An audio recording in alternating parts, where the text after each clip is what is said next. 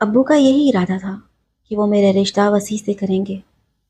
یہ بات بچپن سے ہی میرے کانوں میں پڑتی آ رہی تھی، اسی لیے جب ہوش سنبھالا تو دل میں وسیع کے خیال کو بسا لیا۔ قسمت کے ستم ظرفی کہ انہی دنوں جب میری منگنی کی رسم کے لیے وسیع کے والدین ہمارے گھر آنے والے تھے، امی ایک حادثے میں جان بحق ہو گئی۔ وہ منگنی کے سلسلے میں کچھ خریداری کے لیے بازار گئی تھی۔ واپسی پر جس رستے سے آ رہی تھی، ایک تیز رفتار بس نے ان کے رکشے کو ٹکر مار دی۔ رکشہ تو چور ہوا ہی، میری ماں بھی راہی ملک عدم ہو گئی۔ میں والدین کی اکلوتی بیٹی تھی اور پل بھر بھی ان سے جدا نہ ہوئی تھی۔ ایسا دن بھی دیکھنا پڑے گا، کبھی سوچا نہ تھا۔ والد بیچارے پریشان رہ گئے کہ گھر کی ویرانی کا ماتم کریں یا بیٹی کی دیکھ بھال کریں۔ ان کی ملازمت ایسی تھی کہ اکثر دوسرے شہر تبادلہ ہو جاتا اور 3-4 ماہ کے لیے گھر سے دور رہنا پڑتا۔ ان دنوں کبھی خالہ کبھی نانی امی ہمارے پاس آ کر رہتی۔ والد کی یہی مجبوری تھی، اسی لیے انہوں نے میری خاطر دوبارہ گھر بسا لیا۔ نئی ماں آ گئی، جیسی بھی تھیں ان کے آنے سے میں تنہا تو نہ رہی۔ ان دنوں میں میٹرک امتحانات دے رہی تھی۔ والد نے دوسری شادی کی اور مجھے سوتیلی ماں کے سپرد کر دیا، یہ کہہ کر کہ یہ میری امانت ہے اور تھوڑے ہی عرصے کی مہمان ہے، اس کا بہت خیال رکھنا۔ میں تمہاری سب کوتاہیاں برداشت کر لوں گا، مگر فضا کی دل آزاری برداشت نہیں کروں گا۔ والد کی یہ تنبیہ سوتیلی ماں نے دل پر لکھ لی۔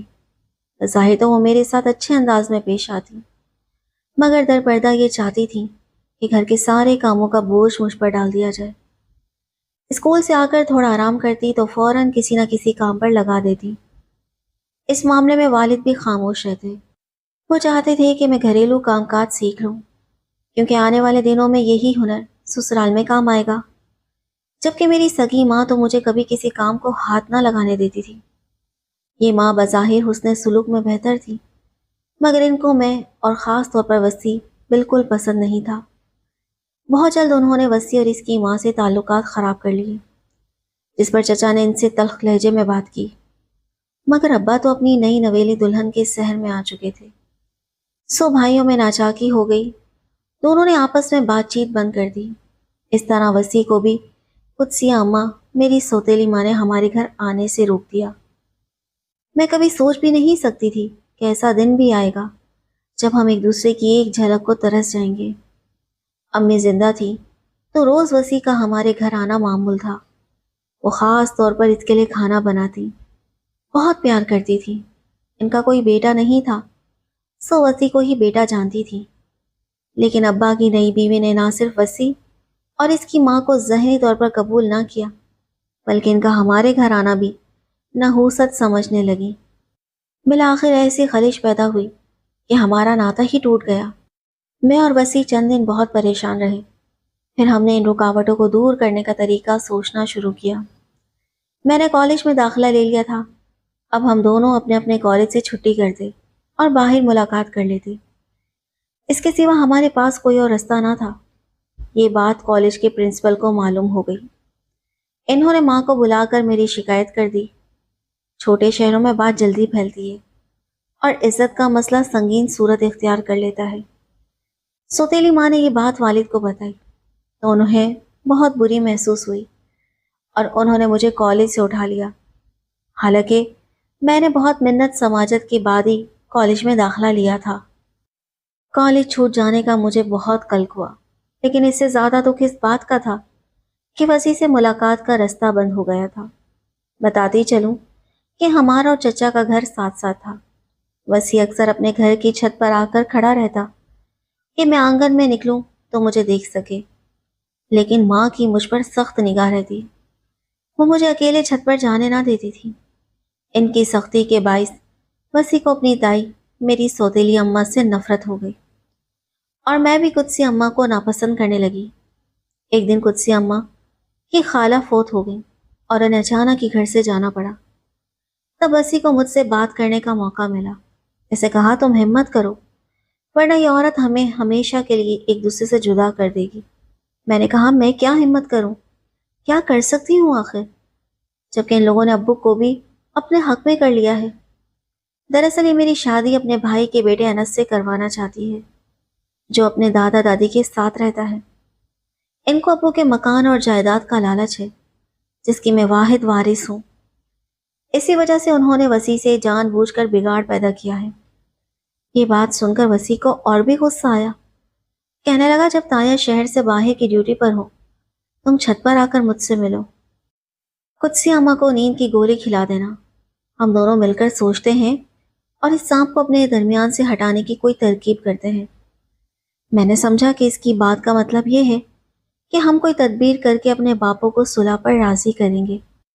अब जब अब्बा ड्यूटी पर रात को घर से बाहर होते, मैं सौतेली माँ को गहरी नींद में छोड़कर आधी रात को छत पर चली जाती। इस तरह मेरी और वसी की कई मुलाकातें हुई। हमारे घर में एक औरत काम करती थी, जिसका नाम जुलेखा माई था। वसी ने इसे रुपए पैसे से राम करके मुझे और खुद को आपस में जोड़ने वाला पैगाम रसा बना लिया था। जब कुछ कहना होता वो पर्चे पर लिख कर जुलेखा माई को दे देता, जो हमारे घर बर्तन धोने आती। वो पर्चा छुपके से मुझे थमा देती। यूँ हमारा राब्ता कायम था। इन दिनों मोबाइल फ़ोन तो क्या, हमारे शहर में आम टेलीफोन का निज़ाम भी सिर्फ डाक खाने या चंद अहम मकामात तक महदूद था। एक रात अम्मा की आंख खुल गई। आधी रात को जब बिस्तर पर मुझे ना पाया तो वो मुझे घर में तलाश करने लगी। इनके कदमों की आहट ने हमें चौकन्ना कर दिया। वो दबे कदमों जीने पर पहुंची और जब वो गुस्ल खाने में मुझे तलाश कर रही थी, मैं छुपके से नीचे उतरकर इस कमरे में चली गई जहां अब्बा अपना दफ्तरी सामान रखते थे, और वहां सोफे पर लेट गई। माँ को जब कहीं भी मैं ना मिली तो उन्होंने मुझे पुकारा। वो छत पर भी जा चुकी थी। इन्हें यह ख्याल ना आया कि मैं आधी रात को अब्बा के दफ्तरी कमरे में जाकर लेट सकती हूँ, क्योंकि दिन में भी इस कमरे में अब्बा के सिवा कोई ना चाहता था। माँ की मुसलसल पुकार पर मैंने इस कमरे से आवाज़ दी कि मैं यहाँ हूँ, आप क्यों इस तरह पुकार रही हैं। वो अंदर आई, बत्ती जलाई और बोली, तुम यहाँ क्यों पड़ी हो? इस कमरे में तुम्हारा क्या काम? क्या ये जगह सोने की है? हर तरफ तो कागज़ और फाइलें बिखरी हुई हैं। आखिर इस वक्त यहाँ आकर लेटने की क्या समझ आई तुम्हें? रूहान सी होकर मैंने कहा कि अम्मा, आपको मालूम है कि मच्छर मुझे बहुत काटते हैं और आप रोज़ाना कमरों की खिड़कियाँ ताज़ा हवा के लिए खोल देती हैं, मगर शाम को इन्हें बंद करना भूल जाती हैं तो कमरे में मच्छर भर जाते हैं। सारी रात नींद नहीं आती, करवटें बदलती रहती हूँ, हो जाती रहती हूँ, बहुत तकलीफ होती है। जाने आपको कैसे नींद आ जाती है। अगर पंखा चला लेती तो मच्छर ना काटते, आपको ही तो पंखे से सर्दी लगती है। उन्होंने कहा कि अच्छा, आइंदा इधर मत सोना, चलो अब उठो इस उजाड़ कमरे से और मेरे कमरे में आकर सो जाओ। मैं पंखा चला देती हूँ और खुद चादर लपेट लूंगी, तुम भी चादर ओढ़ लेना। मैं बड़बड़ाती हुई इनके पीछे हो ली। वो बोली कि आज तो मेरे कमरे में सो जाओ, कल अपने कमरे में सोना और कमरा बंद रखना।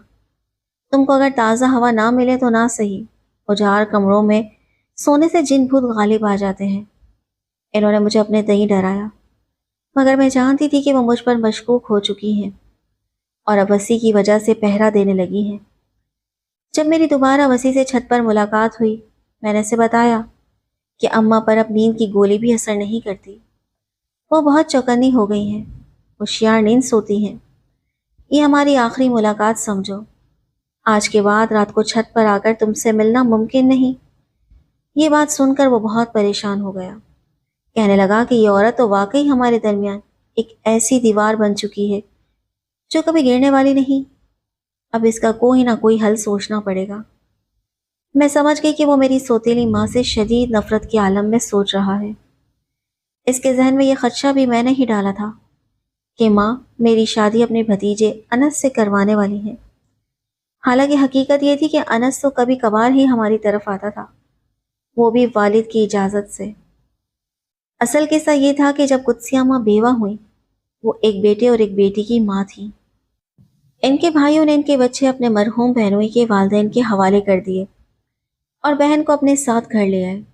कुछ अरसे बाद जब मेरी सगी माँ का इंतकाल हो गया तो इनकी शादी मेरे वालिद से कर दी गई। शादी के बाद इन्होंने शर्त रखी थी कि इनको अपने बच्चों से मिलने की इजाज़त होगी। चुनाचा वो अपनी बेटी से मिलने भाई के घर जाती और बेटा यानी इनाम कभी कभार इनसे मिलने हमारे घर आता। जब वो आता तो मैं इसके सामने भी ना जाती क्योंकि ये अब्बा का हुक्म था। कुत्सी अम्मा की सख्ती और वसी से मिलने पर पाबंदी के बाइस मेरे जहन ने खुद ही ये कहानी गढ़ ली कि वो शायद मकान की खातिर मेरी शादी अनस से करवाना चाहती हैं। ये खुद साख्ता ख्याल मैंने वसी के गोश गुजार कर दिया और इसने इसे सच मान लिया। जिस रात अम्मा ने मुझे बिस्तर पर ना पाकर पूरे घर में तलाश किया, इसके बाद मैं सिर्फ एक बार ही वसी से रात को छत में मिली। फिर कई दिनों तक हम ना मिले। मैं खामोश हो बैठी और वो भी खामोशी की आग में जलता रहा। एक दिन इसने जुलेखा माई के हाथ एक पर्चा भिजवाया जिस पर लिखा था कि आज रात 2 बजे छत पर आ जाना, तुमसे ज़रूरी बात करनी है। अब्बा ड्यूटी पर गए हुए थे और माँ गहरी नींद सो रही थी क्योंकि आज मैंने इनको नींद की 4 गोलियां दूध में डालकर दे दी थी। मैं नहीं चाहती थी कि वो नींद से उठ जाएं और मुझे ना पाकर शोर मचाएं। नींद की 4 गोलियां देना गोया बकौल वसी हमारे मसले का पक्का हल था। इसका कहना था कि जो रकीब बनकर हमें मिलने ना दे, इसे गहरी नींद सुला देना चाहिए। मैं छत पर आई तो वो बोला, आज से ताया की दूसरे शहर ड्यूटी है। तुम ऐसा करो कि बैरूनी दरवाजे की कुंडी अंदर से खोल दो। छत पर सर्दी ज्यादा होती है। आज हम कमरे में बैठकर आराम से बात करेंगे क्योंकि तुम्हारी अम्मा कुत्सिया अब तो गहरी नींद सो रही होंगी। हम सुबह तक बातें कर सकते हैं, किसी का खौफ भी नहीं होगा।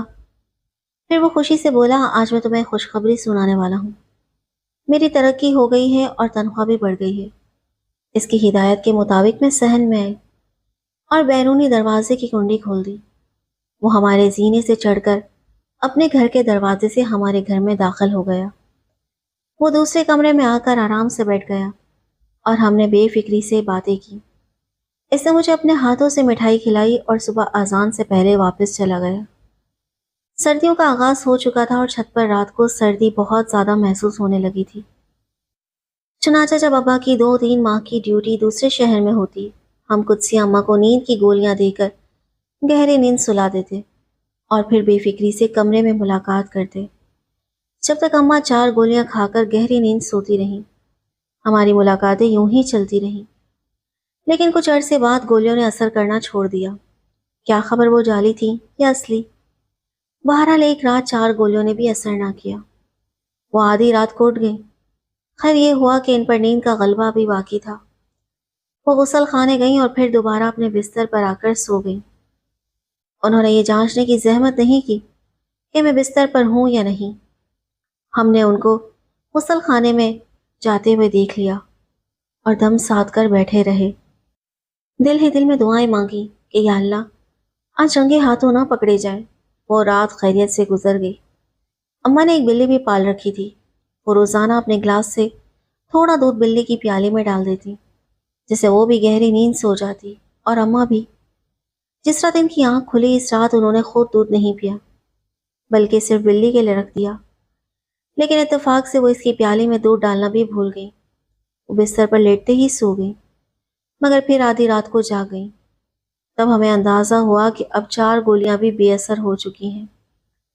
अगली रात मैंने मिकदार बढ़ा दी। वो दिल की मरीजा थी। गोलियों की ज्यादा मिकदार का असर इनके लिए जानलेवा साबित हुआ। रात के किसी पहर इनकी हरकतें कल्ब बंद हो गई। मेरा मकसद इनकी जान लेना हरगिज ना था। मैं तो यही समझती रही कि वो गहरी नींद सो रही हैं। क्या मालूम था कि वो अपनी नींद सो चुकी हैं। इस रात हम जागते रहे और सुबह मेरी आंख काफी देर से खुली।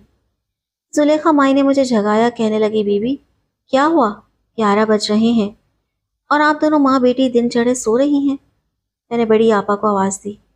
जवाब न मिला तो आपकी तरफ आ गई।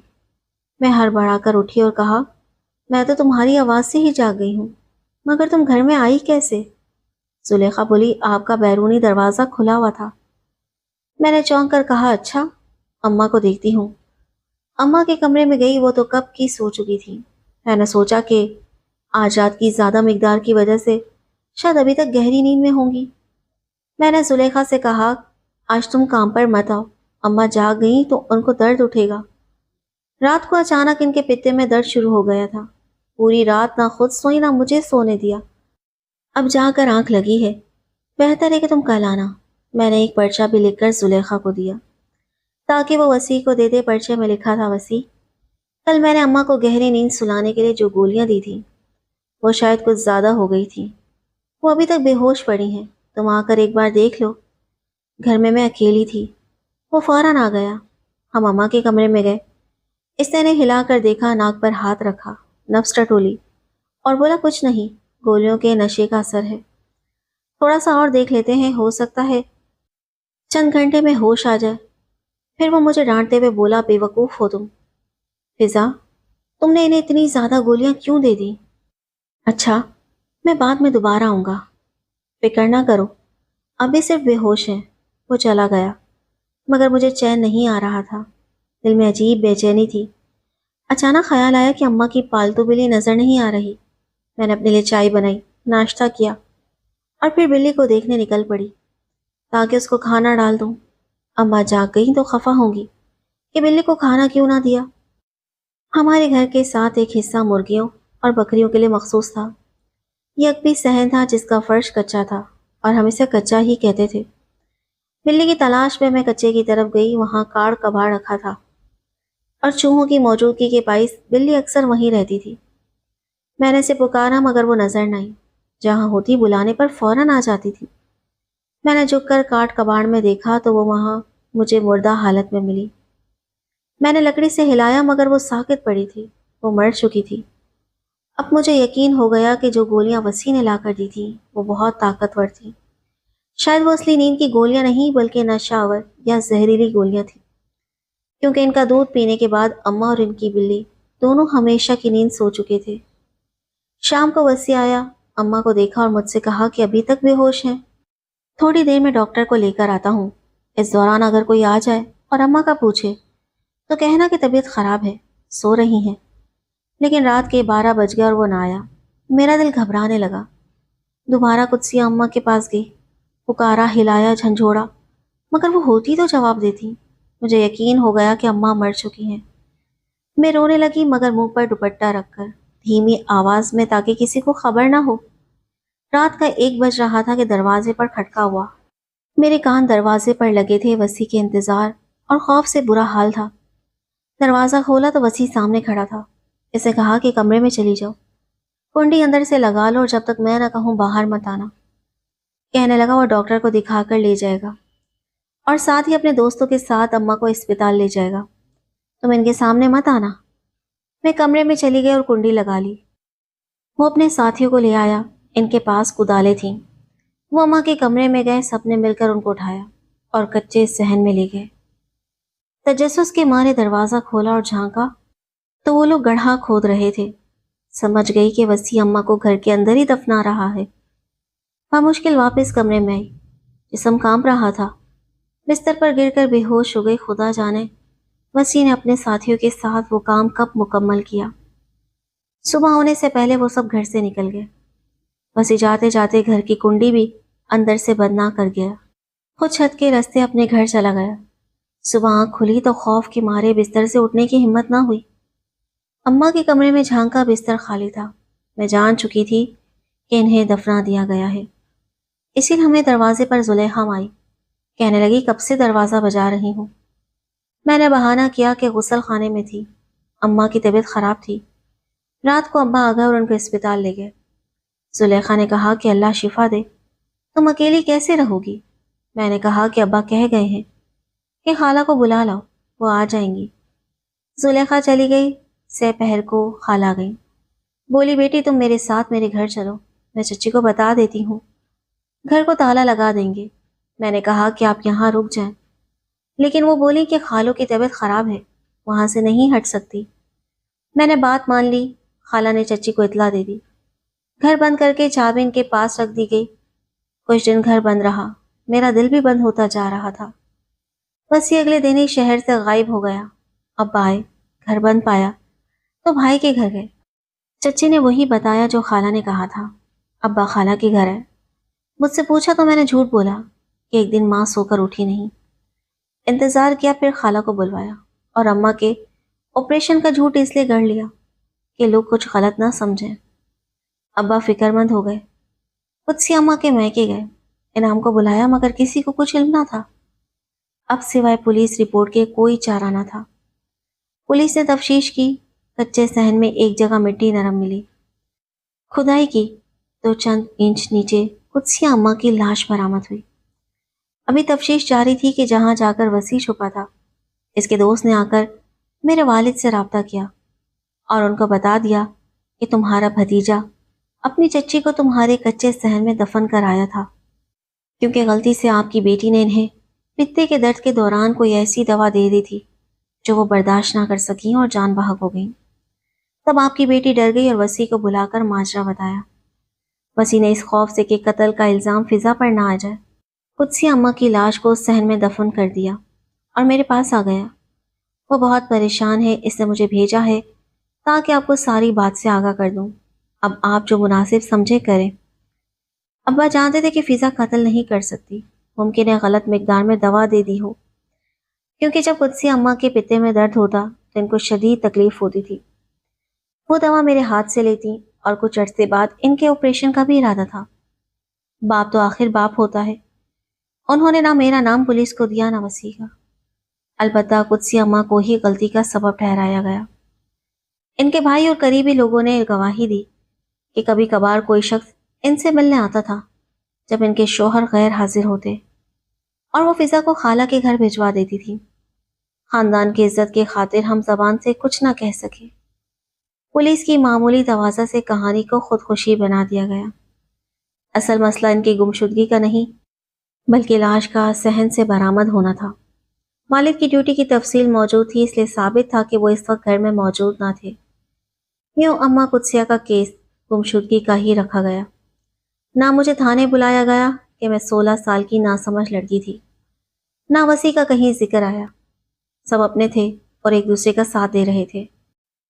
حقیقت یہ ہے کہ وسیع نے مجھ سے ملاقات کے لیے گولیاں ضرور لائی تھیں، لیکن اس نے کبھی یہ نہیں کہا تھا کہ زیادہ مقدار میں دے دو۔ یہ میری کم عقلی تھی۔ میں نے یہ سوچ کر کہ ماں کو گہری نیند آئے زیادہ مقدار میں دے دی جو وہ برداشت نہ کر سکیں۔